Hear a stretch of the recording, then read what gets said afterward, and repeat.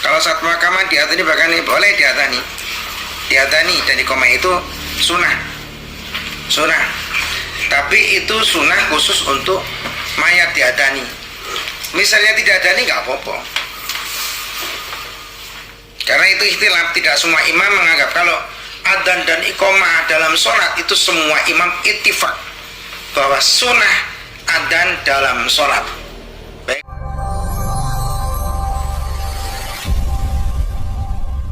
Lese tidaklah ada pada ning sunat ini itu sunnah. Baik di sholat di dalam selain sholat al-maktubat yang difardukan. Wahwa adapun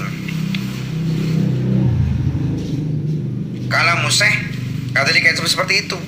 Fala yusra'ani, maka tidak disyariatkan keduanya adzan dan iqamah fil mandurati di dalam sholat nazar wal janazati dan sholat jenazah wal sunani dan tidak sunnah dan tidak banyak-banyak sholat sunnah. Kal aidi seperti sholat il wal kusubi dan sholat kusub wal istisqa dan sholat istisqa wa tarawih dan tarawih li adami wurudihima, karena tidak ada keterangan keduanya adzan dan iqamah fi dzalika mengenai itu. Id kusub istisqa suma sholatu, kemudian adapun sholat al-maktubatu yang difardukan ingkanat itu apabila ada apa sholat maktubatan itu difardukan fi jama'ati rijalin di dalam kelompok laki-laki fala khilafa, maka tidak ada khilaf fi istihbabil adzani di dalam disunahkan adzan laha pada jamaah. Wa mal munfaridu, adapun salat sendiri fi syara'i di tempat terbuka. Wa kata, dan demikianlah mal munfarid fil baladi dalam satu negeri.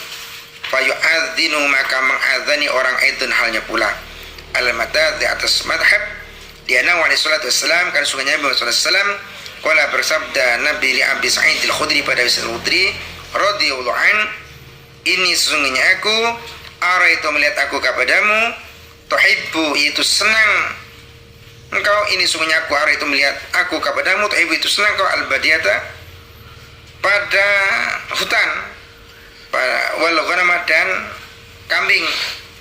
Fa idza kunta, maka ketika ada engkau fi badiyatika itu di dalam hutanmu, wa ghanamika atau kambingmu, fa adzanta, maka mengazankan engkau li sholat untuk sholat, farfa maka tinggikan kau sautaka pada suaramu, atau farfa maka keraskan kau sautaka pada suaramu, binidai dengan berseru, bainahu maka sesungguhnya nida la yasma'u yaitu tidak mendengar mada sautil muadzini pada kerasnya suara yang azan, jinnun sahabat jin wal insun dan tidaklah manusia, wala syai'un dan tidak sesuatu ila syai'da kecuali hadir apa jinnun wal insun lahu karena azan yaumul qiyamati di hari kiamat. Wa menceritakan hadis al-Bukhari sama Imam Bukhari. Wal qadimu, adapun pendapat qadim la yu'adzanu itu tidak diazani apa qadim lintifa'il i'lami karena ketiadaan atau tidak adanya pengumuman, lintifa'il i'lami karena tidak adanya pengumuman. Jadi azan itu hanya untuk sholat fardu, sholat sunnah, sholat jamaah yang lain selain fardu tidak perlu adzan dan iqamah. Dan khusus sholat untuk laki-laki. Kalau makmumnya perempuan tidak perlu adzan. Jadi perempuan cukup iqamah dengan tidak menggunakan pengeras. Jadi nggak perlu perempuan adzan kalau nggak pengeras. Allahu Akbar, Allahu Akbar. Ini tahajud. Nggak ada adzan tahajud, tidak ada, Bu. Adzan itu subuh itu diajani memang 2 kali. Memang sunahnya ada adzan malam, adzan yang mengingatkan untuk sholat tahajud. Tadi bukan adzan itu khusus tahajud, bukan ya, adzan malam. Adzan malam sama adzan subuh persis.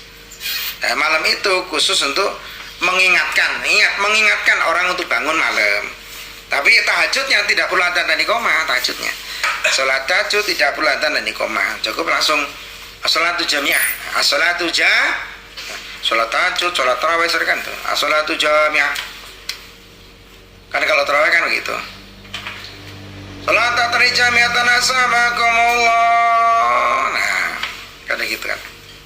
Ada yang adzan jam 3, jam 4 itu ya ada yang adzan jam 3 dan boleh saja. Tapi itu bukan untuk khusus tahajud, yaitu adzan mengingatkan untuk bangun malam. Tapi itu dilakukan di tempat yang memang sudah terbiasa. Kalau kemudian adzan menimbulkan cekcok, kemelut, kontroversi, nggak usah, cukup adzan subuh saja. Gue diarani. Itu memang di tempat mayoritas muslim dan muslim yang sudah ngerti, bukan mayoritas muslim yang tidak ngerti. Kalau saat pemakaman diadzani bahkan boleh diadzani dan dikomai itu sunnah. Tapi itu sunnah khusus untuk mayat diadzani. Misalnya tidak adani nggak apa-apa. Karena itu ikhtilaf, tidak semua imam menganggap kalau adzan dan iqamah dalam sholat itu semua imam ittifaq bahwa sunnah adzan dalam sholat. Baik sholat, di sholatnya 5 waktu subuh dan sekian itu ittifaq kesunahannya adzan dan iqamah. Selain sholat yang disebutkan fardu, maka tidak disunahkan. Bagaimana adzan jenazah di dalam kubur dan iqamahnya itu diatur dalam bab, bukan bab sholat tapi bab jenazah atau tentang penguburan mayit. Mayit itu wajib dimandikan, kedua dikafani, ketika disolatkan, keempat dikuburkan, kecuali orang yang mati syahid. Yang mati syahid dia tidak perlu dimandikan, tidak perlu dikafani, tidak perlu disolatkan, langsung dikuburkan apa adanya. Tapi pendapat ulama, dia tidak wajib dikafani, tidak wajib dimandikan, tapi disolatkan dan dikuburkan apa adanya dengan pakaian yang ada. Nah itu tinggal milih. Karena kan saya bicarakan tentang ikhtilaf ulama. Tapi kalau tidak dimandikan, tidak dikafani, itu sudah hampir semua ulama ittifaq. Mati syahid memang seperti itu. Rasulullah melarang untuk memandikan dan mengkafani orang-orang yang mati syahid. Syahid mati di peperangan, bukan syahid di rumah. Dan tetap disolatkan dan dikuburkan. Kemudian di dalam hukum jenazah ketika dimasukkan ke dalam lahat, ini ikhtilaf. Nah kalau tadi yang adzan iqamah untuk sholat fardu itu ittifaq, semua imam sunnah muakkad. Kalau di dalam kubur adzan iqamah ini tidak sunnah muakkad. Imam Syafi'i menyunahkan, tapi imam lain hanya memubahkan. Tapi beberapa ulama bahkan tidak perlu mengadzani, karena mayit itu tidak lagi mengerti tentang adzan dan iqamah. Tapi ulama Syafi'iyah mengatakan adzan dan iqamah itu untuk mengingatkan yang hidup agar ingat sholatnya, ingat ibadahnya, karena ini sudah mati. Kalau mati ini seperti ini, dia tidak lagi bisa berbuat apa-apa. Tapi pendapat yang lain, adzan dan iqamah pada mayit merupakan pengingat terakhir bahwa mayit itu adalah ahli ibadah. Maka karena mayit ahli ibadah, seandainya ada yang mayit mati bukan ahli ibadah, dia tidak pernah nampak ke masjid, tapi justru sebaliknya dia ahli maksiat, tidak perlu adzan dan iqamah. Nah itu ikhtilaf dalam madhab. Sudah saya terangkan beberapa ikhtilaf madhab seperti itu. Tinggal Anda lihat, kalau ada yang matinya itu memang orang ahli ibadah, ya diadzani diqamai. Sunnah menurut Imam Syafi'i.